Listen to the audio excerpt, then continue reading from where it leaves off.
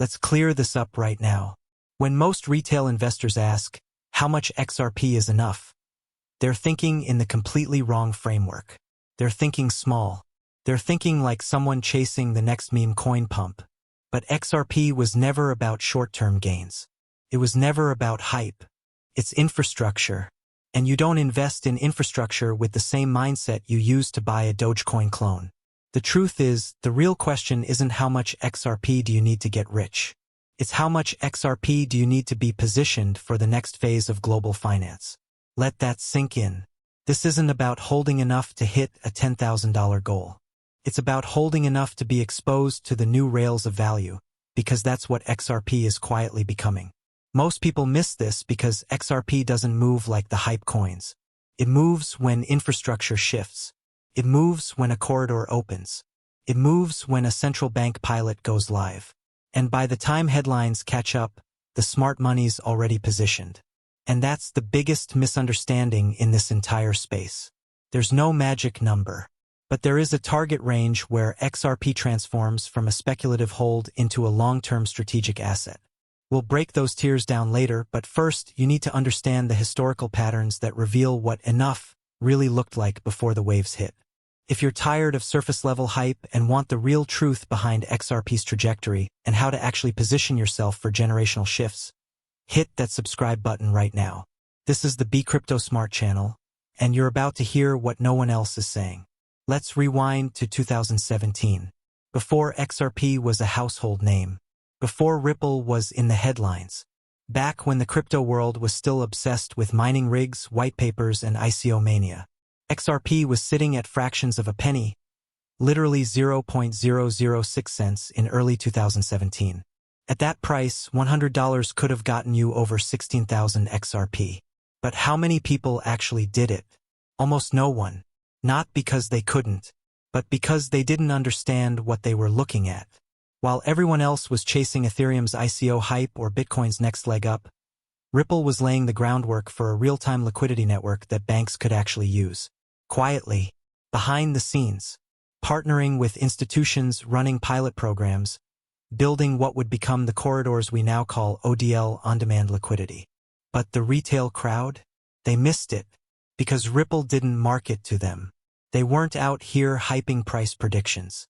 They were meeting with central banks and licensing regulatory frameworks. And that's boring until it's not. Then came December 2017.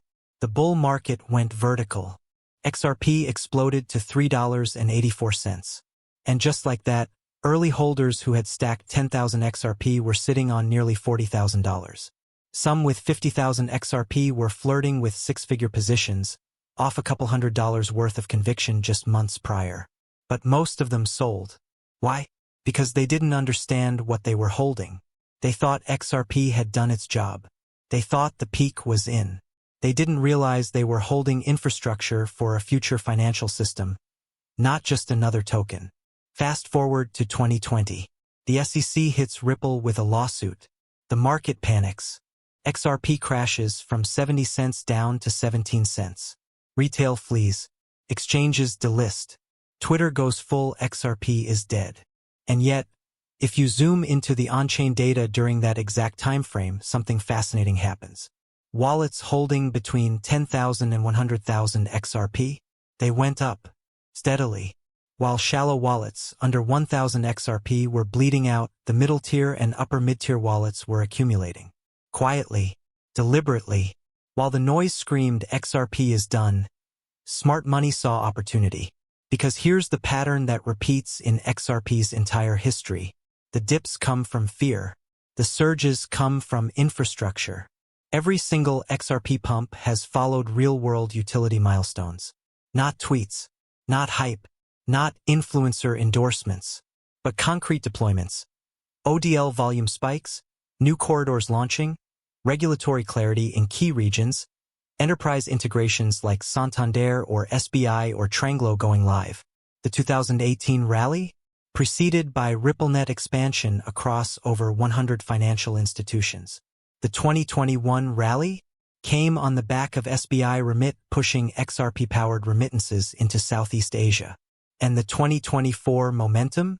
fueled by stablecoin integration announcements, the partial SEC victory, and institutional corridor expansion. You have to see it clearly. XRP doesn't front-run hype, it front-runs deployment. Which is why timing accumulation based on headlines or Reddit posts is a losing strategy. Let's go deeper into the 2023 to 2024 accumulation window. During one of the most uncertain regulatory periods in crypto history, with Ripple still in partial litigation limbo and the broader market rotating toward AI and meme coins, XRP wallet data showed a quiet storm building.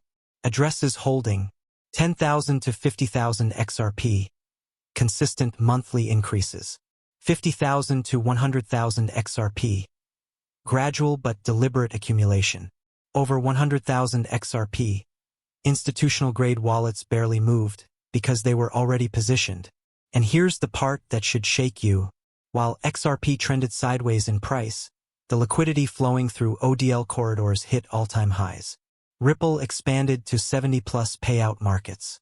Their enterprise customers were no longer testing, they were transacting. That tells you everything you need to know. Price action isn't the signal, volume is. Utility is. Infrastructure is. Ask yourself, why would someone quietly accumulate 50,000 XRP during a lawsuit? Why would institutional wallets sit still while retail ran for the exits? Because they weren't here for a quick 5x. They were here for global settlement dominance. And this is the part 99% of people miss. They think accumulation is about catching the next wave. It's not. It's about owning a position before the system transforms around it. Before ODL volume is measured in trillions, not millions. Before central banks openly name XRP among their preferred liquidity bridges. Before custodians package XRP into tokenized FX funds for pension-grade clients. So how much XRP is enough? 1,000 XRP won't change your financial future. It's exposure. It's a foot in the door. But 10,000? That's an entry-level stake in what could become a foundational asset of the next global payment infrastructure. 25,000 XRP? That's early internet territory. That's holding bandwidth before broadband. 50,000 plus? You're not speculating anymore. You're aligning yourself with institutional patterns that the rest of the market won't notice until they're priced out. Because the real game isn't about XRP hitting $5 or $10. It's about XRP becoming indispensable. If that happens, your stack doesn't just appreciate, it amplifies. So learn from history. The people who made life-changing returns in 2017 were the ones who bought when nobody cared. The people who are quietly preparing now are following the same pattern. And that's why accumulation isn't a question of if anymore. It's a question of how much and how soon, before the next real-world shift turns today's window into tomorrow's regret. Because the biggest moves in XRP, they don't come from hype. They come from history repeating itself. And right now, that history is rhyming again. You want to know the real reason XRP hasn't gone parabolic yet? It's not because it failed. It's not because people aren't using it. It's not because Ripple lost steam. It's because the floodgates haven't fully opened yet, despite Ripple beating the SEC in court. Despite XRP being declared not a security for secondary sales. Despite the liquidity corridors expanding year after year, the big capital is still waiting. But only because it had to. Because institutions don't operate on hype. They don't buy on YouTube narratives. They move when the rails are built, when compliance is locked, and when the liquidity is institutional grade. And all those pieces are now coming together. Quietly, systematically, relentlessly. Let's break this down. Ripple has spent the last several years building the plumbing of global liquidity.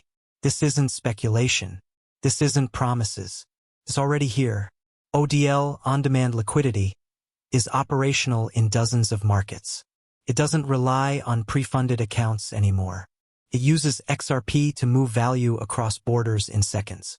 Liquidity Hub lets enterprises tap into pooled crypto liquidity, including XRP, to facilitate payments, settlements, and FX conversions. CBDC infrastructure is being piloted with Palau, Montenegro, and conversations are well underway with central banks across Asia, Africa, and Latin America. But none of this was for show.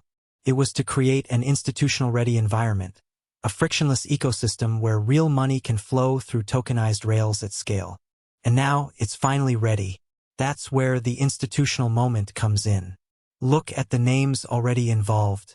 Standard Chartered, SBI Holdings, Santander, Tranglo, Bank of America, quietly confirmed through Ripple Swell 2023 statements. These aren't DeFi protocols or random fintechs. These are the financial giants who settle billions daily. And here's the kicker. They're not just exploring RippleNet. They're embedded in it. SBI is running XRP-powered remittances across Asia. Standard Chartered is building payment corridors.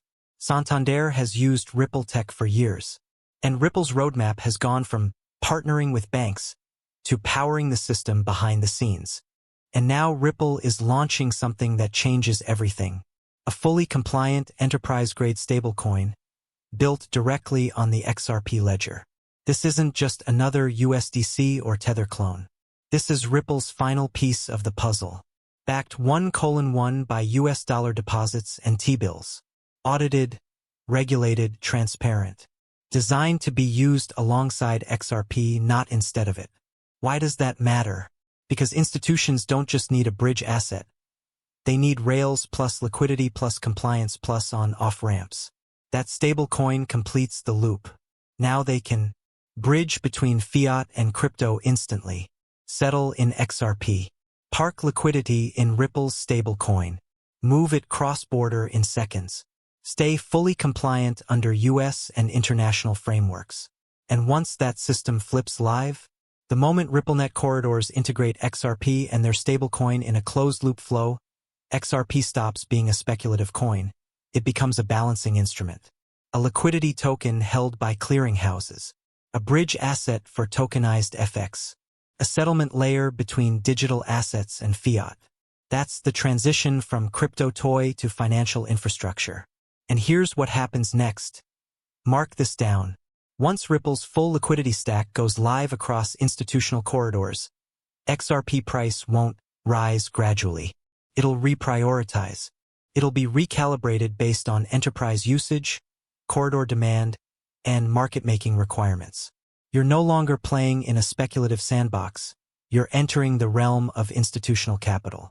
And that's a completely different game. Let's talk numbers. Right now, 1,000 XRP is a $500 position. That's exposure, but it won't change your net worth. Now think about 10,000 XRP. That's a $5,000 play at today's prices. If XRP just hits $5, you're looking at $50,000. That's not Moonboy fantasy. That's Ripple's low-end valuation target, based purely on corridor demand and institutional flow. Now push further. If XRP even captures a fraction of the $155 trillion global cross-border payments market, you're not talking about $5.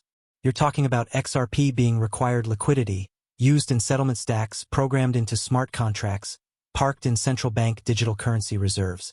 At that point, 10,000 XRP isn't a crypto investment. It's a stake in the global monetary infrastructure. But here's the hard truth. You won't be able to buy XRP cheaply at that point. Because once Ripple's stablecoin stack is live, once custodians are offering wrapped XRP to institutions, once ODL corridors are upgraded with regulatory-compliant flows, you're not buying from retail anymore. You're buying from market makers, from OTC desks, from custodians who aren't in a rush to sell. You'll be paying a premium for utility you could have locked in for pennies. That's the difference between pre-deployment XRP and post-deployment XRP. The smart money knows this. That's why wallets in the 10K, 100K XRP range have been steadily growing, especially during regulatory chaos. Institutions and insiders were never betting on short-term moves. They were betting on infrastructure alignment. And now we're there. Ripple has regulatory clarity, global corridors, enterprise clients, CBDC pilots, an institutional stablecoin, a multi-chain vision with EVM compatibility and hooks. And you're still asking if XRP will hit $1? You're asking the wrong question. The question isn't if XRP will rise. It's what role will it play in the new financial order? Because the moment institutions go live, and the liquidity engine starts turning at scale, XRP stops being a token you hold. It becomes a token that the world uses. And the only people who will benefit from that transition are the ones who positioned before the rails lit up. So how much XRP do you need? Enough to not regret missing the single most asymmetric financial shift happening quietly in plain sight.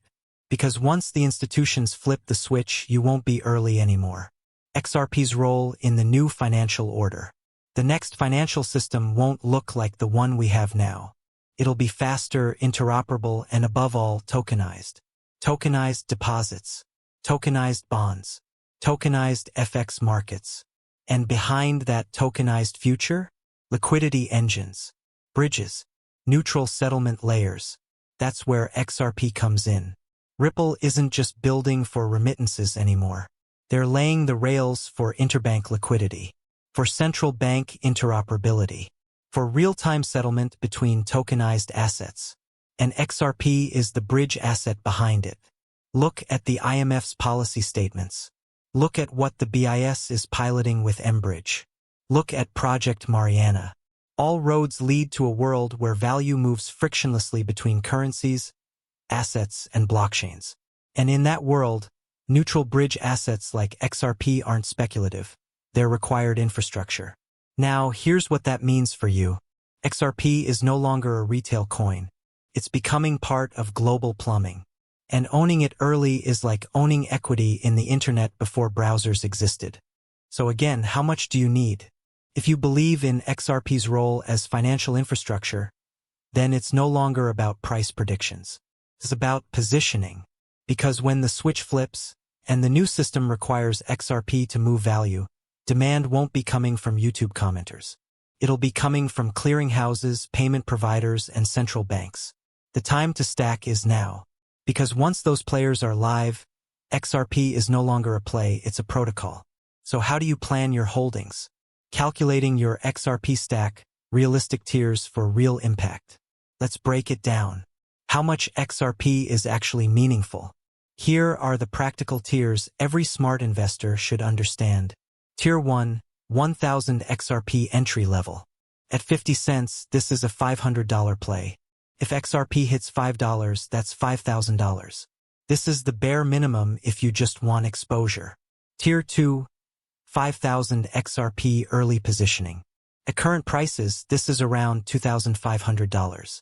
If XRP plays a serious role in future liquidity networks, this becomes a mid-five-figure position at conservative targets. Tier 3, 10,000 XRP, the foundation stack. This is the tier most early whales held in 2017. At 50 cents, that's $5,000. If XRP ever reaches $10, you're sitting on six figures. More importantly, this level gives you meaningful exposure to the network's upside. Tier 4, 25,000 XRP institutional alignment. At this level, you're mimicking the wallets that have been stacking during the lawsuit. At 50 cents, this is a $12,500 play. If XRP becomes the neutral bridge for global settlements, you're now in the territory of life-changing upside. Tier 5, 50,000 plus XRP, strategic capital tier. This is where you move from investor to stakeholder. You now hold enough XRP to become relevant to governance, enterprise experimentation, and potential staking use cases in the future. Think $25,000 now, with upside well into the mid-six or even seven figures as adoption scales. But none of this matters if you wait too long. Because once the new liquidity architecture goes live and once institutions flip the switch, you're no longer buying from the market. You're buying from custodians, from OTC desks, from entities that don't need to sell. So the real truth? How much XRP do you need is the wrong question. The right question is, how much XRP will you wish you had when the world's financial system runs on tokenized rails, and XRP is the oil making it move? You have a small window to decide. Your decision window is closing. This is it. You don't get to reposition once everything is live. You don't get to accumulate when it's trending on CNBC.